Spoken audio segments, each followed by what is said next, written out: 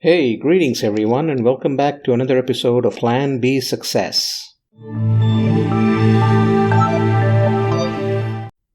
The human species is unique in many ways. One of them is our intellect, the human intellect, having the ability to think and to communicate. Well, the root cause of conflict also rests, I think, in this ability. Our ability to think and communicate. Humans can communicate and further interpret this communication in several ways. As a result, you have misunderstandings, misjudgments, miscommunication, and so much more. Sometimes these may be trivial and worked through very easily when people sit in front of each other and try to work things out with the intention of working things out. And at times, it runs deep, as history has witnessed. There are things that have led to countries going to war with each other. But the question remains the same, that when such misses are clarified or are worked out to the mutual agreement of either party, is the conflict truly resolved? When two parties are in conflict and there are arrangements made to make sure they talk, they negotiate and try to resolve it, and let's say they go through the process of resolving it, is a conflict truly resolved after that exercise? That's the question. I believe not. A conflict, I think, is never resolved. It's just delayed or postponed or alleviated in the present circumstances and is likely to flare up in the same context or perhaps under another guise at a later point in time. Take any issue, for instance. When two countries are at war, as we spoke about, the relationship between those two countries is tenacious. It has its highs and lows, but there's never true resolution resulting in an uncompromised and unquestionable camaraderie. There is always that little speck of mistrust somewhere lurking. For that matter, WikiLeaks has shown that it is true of the relationship of any two countries.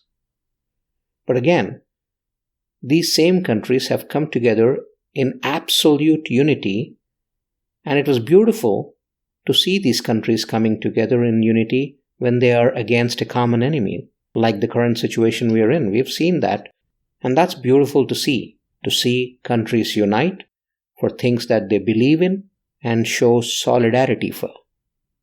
Well, this is despite the differences that the countries have amongst themselves. And at that point in time such as now, these differences are put on a back burner.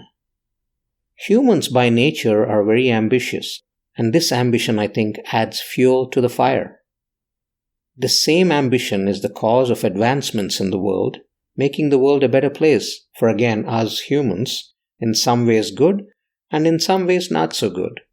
But as long as ambition drives one to perform, conflict will always follow. Conflict is a concept ingrained in us from childhood. We are taught about good versus bad. Our scriptures, religious scriptures, preach it. Our movies thrive on portraying this conflict between good and bad, which tend to just mesmerize us and bolsters the conviction again and again.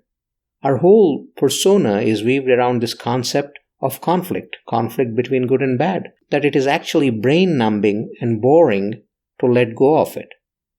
But there are certain moments that fleet by us where one can experience living above and beyond the clutches of conflict or the judgment that comes with it. For instance, when you meet your loved ones after a very long time, or glance at your little kid after a very tiring day at work. These few moments of respite show you the pleasure of stepping away from the real world.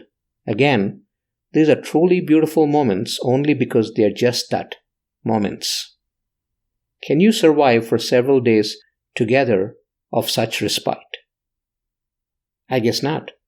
It's human nature to fall back into the core of conflict, and that's where the brain is most engaged, in the day-to-day battles of the real world. So as long as there are opposite poles, conflict thrives.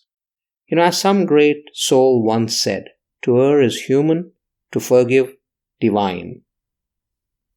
Hey, I hope you liked that episode.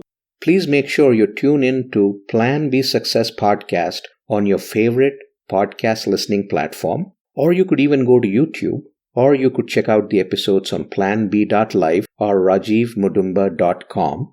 And please make sure that you subscribe so that you get updates on these episodes coming out pretty much on a weekly basis. There's 3 episodes coming out on a weekly basis. And take a moment to leave a review and a comment on any of the platforms that you subscribe to. Thank you very much.